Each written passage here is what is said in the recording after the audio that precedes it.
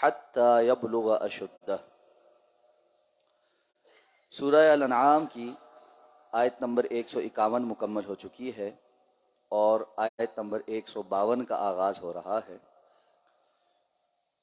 وہ چیزیں جن کو اللہ رب العزت نے حرام قرار دیا ہے اور تاکیداً حکم دیا ہے کہ ان سے بچو، اس سے متعلق ان آیات میں مختلف احکامات دیے گئے ہیں۔ فرمایا وَلَا تَقْرَبُوا مَالَ الْيَتِيمِ، اور تم یتیم کے مال کے قریب مت جاؤ، إِلَّا بِالَّتِي هِيَ أَحْسَنُ، سوائے اس صورت کے جو سب سے بہتر ہو، حَتَّى يَبْلُغَ أَشُدَّهُ، یہاں تک کہ وہ اپنی جوانی کو، قوت کو پہنچ جائے۔ یتیم اس بچے یا بچی کو کہتے ہیں جس کا والد بلوغت سے پہلے پہلے فوت ہو جائے، اور ایسا بچہ یا بچی جو ابھی نابالغ ہیں، جو اپنے معاملات کو اور دنیاوی جو اپنی وراثت ہے اس کو سنبھال نہ سکتے ہوں، اس کے متعلق کتاب و سنت میں براہ راست خصوصی احکامات نازل فرمائے گئے۔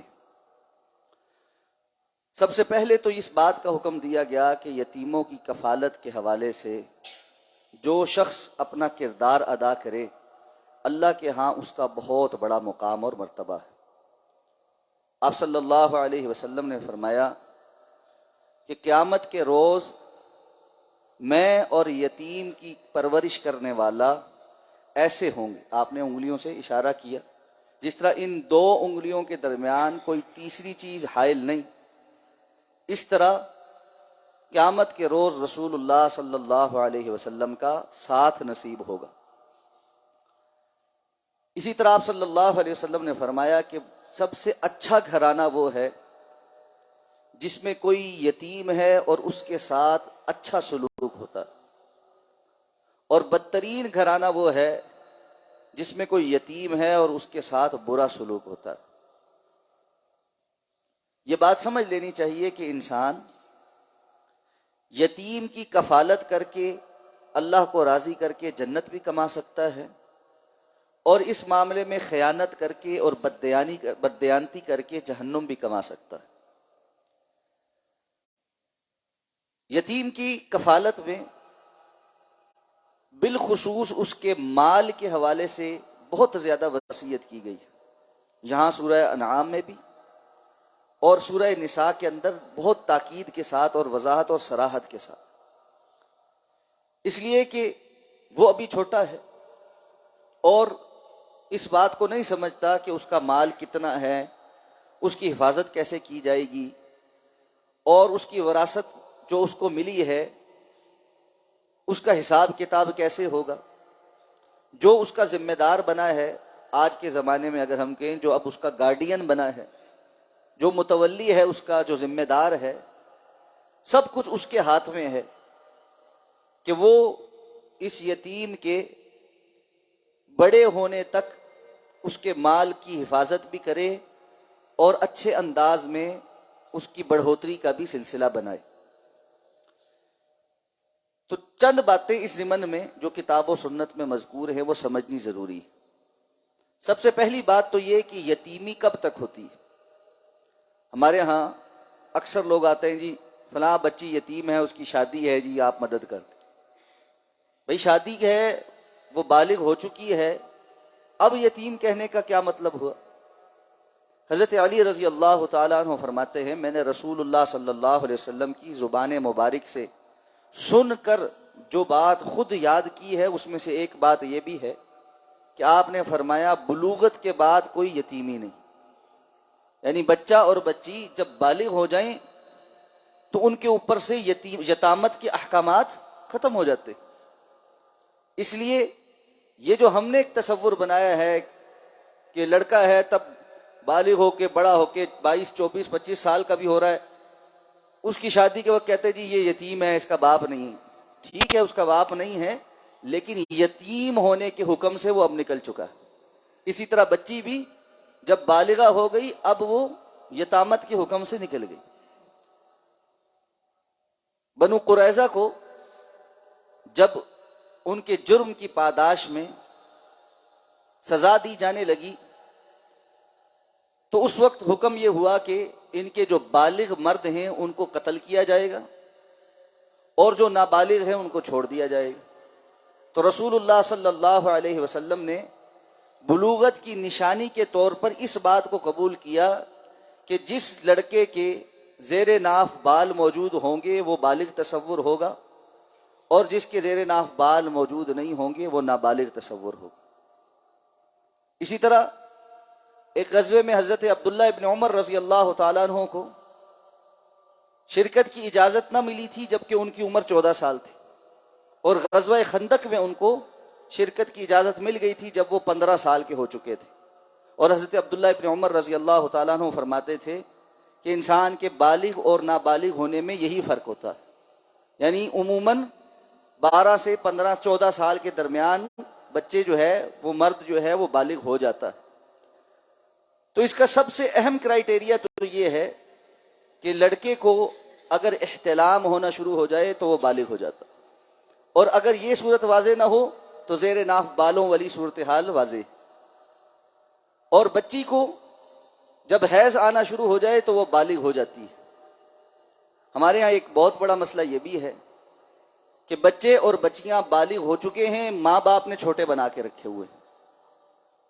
روزے اس لیے نہیں رکھ رہا جی ابھی تو بچہ ہے، جی بالغ ہے اس پر روزے فرض، بچی ہے بالغ ہے روزے فرض ہیں، او جی ابھی اسکول جا رہی ہے، ابھی فلاں ہے، ابھی یہ ہے، ابھی وہ ہے، روزہ نہیں رکھ۔ تو یہ اسلام کے بعض واضح احکامات ہیں جو بلوغت کے ساتھ جڑے ہوئے ہیں۔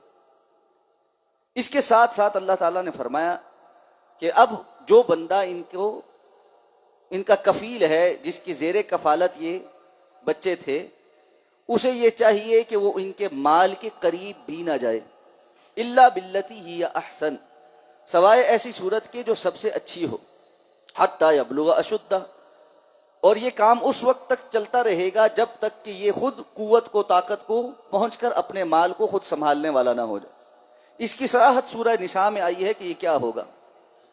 فرمایا پہلی بات تو یہ کہ وَآتُوا الْيَتَامَى أَمْوَالَهُمْ وَلَا تَتَبَدَّلُوا الْخَبِيثَ بِالطَّيِّبِ، یہ جو یتیم تمہارے پاس زیر کفالت تھے، جب وقت آئے تو ان کو ان کا مال دے دو اور بری چیز کو اچھی چیز کے ساتھ تبدیل نہ کرو۔ مطلب ان کے مال میں جو وراثت میں جو ان کا مال ہے، اس سے پہلے کہ وہ بڑے ہوں تم اپنی کمزور چیزیں، اپنی بیکار چیزیں ان کی اچھی چیزوں کے ساتھ بدل دو۔ مثلا ایک بندہ ہے، اس کے پاس اپنے بھی جانور ہیں، اور جو یتیم اس کی کفالت میں آیا ہے اس کو بھی وراثت میں کچھ جانور ملے ہیں، اس کے جانور کمزور ہیں، یتیم کے جانور طاقت والے ہیں، اب یہ آپس میں ان کو بدل دے، اس کے جانور اپنے کر لے اور اپنے کمزور لاغر جانور اس کو دے دے۔ علی ھذا القیاس، ان کے مال کی اچھی چیزیں اپنے قبضے میں اور اپنے مال کی بری چیزیں ان کے قبضے میں دے دے، اور ساتھ فرمایا تم ان کے مالوں کو اپنے مال کے ساتھ مکس کر کے مت کھاؤ، انہ کان حوبا کبیرا، اس قسم کا رد و بدل اور دو نمبری اللہ کے ہاں بہت بڑا گناہ ہے۔ اسی طرح فرمایا وابتلوا الیتامى حتى اذا بلغوا النکاح، تم یتیموں کو آزماتے رہو یہاں تک کہ وہ جوانی کو پہنچ جائیں۔ اور یہاں آزمانے کا مطلب کیا ہے؟ مفسرین کرام کہتے ہیں آزمانے کا مطلب یہ ہے کہ ان کو تھوڑا سا مال دے کر کام کرنے کی طرف راغب کرو، یعنی سارا مال بھی نہیں دینا کہ وہ ضائع کر بیٹھیں، تجربہ حاصل کرنے کے لیے ان کو فیلڈ میں لگاؤ، ان کو سد بدھ سکھاؤ کہ کام کیسے کیا جاتا ہے، تجارت کیسے کی جاتی ہے۔ تو جب فَإِنْ آنَسْتُم مِّنْهُمْ رُشْدًا، تم ان کے اندر شعور، ہدایت اور یعنی سمجھداری پاؤ کہ وہ اب معاملہ فہم ہو گئے ہیں، فَادْفَعُوا إِلَيْهِمْ أَمْوَالَهُمْ، تو ان کی طرف ان کے اموال کو واپس لوٹا دو۔ یہاں سے مفسرین کرام نے ایک قاعدہ یہ بھی نکالا ہے کہ صرف یہ شرط نہیں ہے کہ مال واپس کرتے ہوئے وہ اب بالغ ہو گیا ہے تو اب اس کو سارا مال اس کا دے دینا ہے، بلکہ بلکہ ساتھ میں اللہ تعالیٰ نے فرمایا فَإِنْ آنَسْتُم مِّنْهُمْ رُشْدًا، جب تم ان کے اندر سمجھداری پاؤ. یہ دوسری شرط. ایک ہے بلوغت کو پہنچنا، اور بلوغت کے بعد اس ذہنی سطح پر بھی پہنچنا کہ وہ اپنے مال کی حفاظت کر سکے، کیونکہ بے وقوف لوگوں کو مال دینے سے پچھلی آیت میں منع کیا گیا ہے. فرمایا وَلَا تُؤْتُوا السُّفَهَاءَ أَمْوَالَكُمْ، تم اپنے مال بے وقوف لوگوں کے ہاتھ میں نہ دو. یعنی ایسے لوگ ہوتے ہیں جن کو سمجھ ہی نہیں ہوتی کہ مال کس طرح سنبھالنا ہے، کاروبار کیسے کرنا ہے، کس کو دینا ہے کس کو نہیں دینا، کس طرح خرچ کرنا ہے. جب تک انسان کے اندر یہ سمجھداری نہ آ جائے کہ وہ اچھے برے کی تمیز کر سکے، اس وقت تک اس کی ذمہ داری جو گارڈین ہے اسی کے اوپر رہے گی. جب وہ یہ سارا کچھ چیک کر لے کہ اب بچہ بڑا بھی ہو گیا اور سمجھدار بھی ہو گیا، اپنے معاملات کو سنبھال سکتا ہے، تو اب اس کے لیے ناجائز ہے کہ وہ بلا وجہ اس کے مال کو اپنے پاس روک کر رکھے. اسی طرح فرمایا وَلَا تَأْكُلُوهَا إِسْرَافًا وَبِدَارًا أَن يَكْبَرُوا، تم جلدی جلدی کر کے اسراف کر کے ان کے مال کو مت کھاؤ کہ یہ تو بڑے ہو جائیں گے تو پھر میرے پاس سے چلے جائیں گے، اس سے پہلے پہلے میں جتنا ہڑپ کر سکتا ہوں وہ ہڑپ کر لوں. لوگوں کو دھوکہ دیا جا سکتا ہے، اللہ کو دھوکہ نہیں دیا جا سکتا. اور اس میں اصول کیا وضع کیا؟ وَمَنْ كَانَ غَنِيًّا فَلْيَسْتَعْفِفْ، جو خود غنی ہے، روپے پیسے والا ہے، اسے تو بالکل بچنا چاہیے کہ وہ یتیم کے پیسے میں سے کچھ بھی لے، اسے کچھ بھی نہیں لینا چاہیے. وَمَنْ كَانَ فَقِيرًا، لیکن اگر کسی ایسے بندے کے اوپر یتیم کی ذمہ داری آ گئی ہے جو خود بھی بیچارہ کمزور ہی ہے، فقیر ہی ہے، فَلْيَأْكُلْ بِالْمَعْرُوفِ، تو وہ اس میں سے معروف طریقے سے کھائے. یہ معروف طریقے سے کھانا کیا ہے؟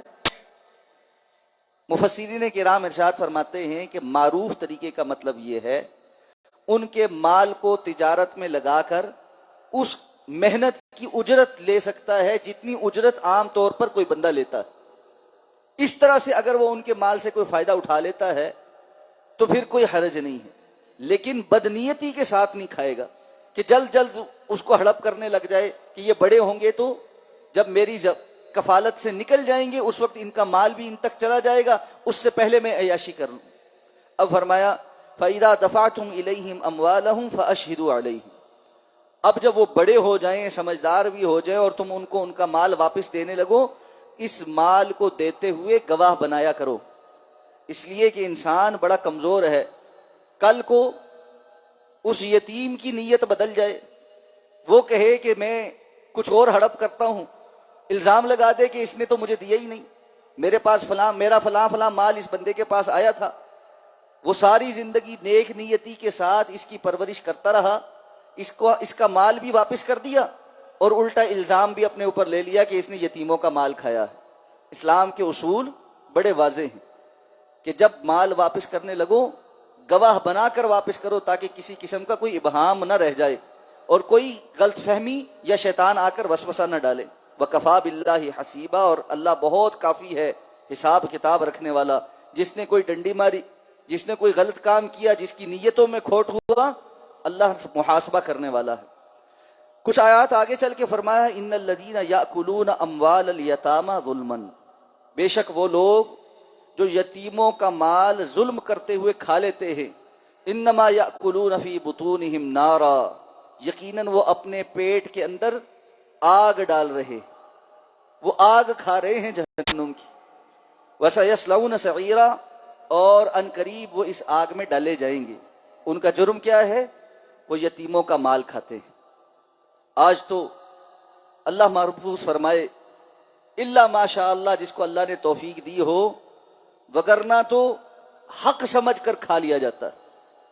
وہی ہمارا بھائی فوت ہو گیا، اب یہ کون ہے جو ہمارے بھائی کے مال پر زمین پر قبضہ کریں گے؟ بس ٹھیک ہے، ہو گئی بات، ختم ہو گئی. اس کی بیوہ، اس کی زندگی میں اس کی بیوی تھی، مر گئے، اب وہ فوت ہو گیا، اب یہ تو دوسروں کی لڑکی ہے، یہ جائے اپنے ماں باپ کے پاس جائے، اس کا تو کوئی حق نہیں. اولاد میں اگر لڑکیاں ہیں پھر تو بالکل ہی معاملہ صاف ہو گیا. بھتیجیاں، ان کو تو کوئی حصہ ملنا ہی نہیں. چاچے تائے نے سارا کچھ لپیٹ کر اپنے پاس رکھ لیا اور کہا کہ جاؤ اور جا کر پچھلوں کے پاس اپنی جو ہے نا وہ ذمہ داریاں پوری کرواؤ. ہم نے ایسا سمجھ لیا ہے کہ گویا ہم نے اللہ کے حضور پیش ہو کر کوئی جواب نہیں دینا. یاد رکھیں یہ پائی پائی جہنم کی صورت اپنے حلق سے نیچے اتارنے والا اللہ کے ہاں بہت بڑا مجرم، اس لیے فرمایا ان کے مال کے قریب بھی مت جاؤ۔ قرآن مجید میں دو ہی چیزوں کے متعلق اس طرح کا حکم ہے، ایک بدکاری سے متعلق اور ایک مال سے متعلق، اور یہی وہ دو چیزیں ہیں جو انسان کو بہت زیادہ اس کے نفس کے اندر جو ہے نا گھسیٹ کر اس کی جانب لے جاتی، اور بہت تھوڑے لوگ ہیں جو ان دو چیزوں سے اپنا دامن بچا پاتے کہ اپنی حیا اور عصمت کی بھی حفاظت کر سکیں اور کسی کے مال کو ناحق کھانے سے بھی بچ سکیں۔ اور جس کے اندر یہ دو باتیں جمع ہو جائیں کہ وہ اپنی عصمت کی بھی حفاظت کرنے والا ہو اور دوسروں کا مال ناحق کھانے والا نہ ہو، باقی اگر فرائض پورے کرنے والا ہو تو اس دور میں اس سے بڑا ولی کوئی نہیں۔ ولایت یہی ہوتی کہ انسان اپنی شر سے دوسروں کو محفوظ رکھے اور اللہ رب العزت کی بتائی گئی حدود کو پامال کرنے سے بچے۔ اللہ رب العزت ہمیں اس کی توفیق عطا فرمائے۔ سبحانک اللہم و بحمدک، نشہد ان لا الہ الا انت، نستغفرک و نتوب۔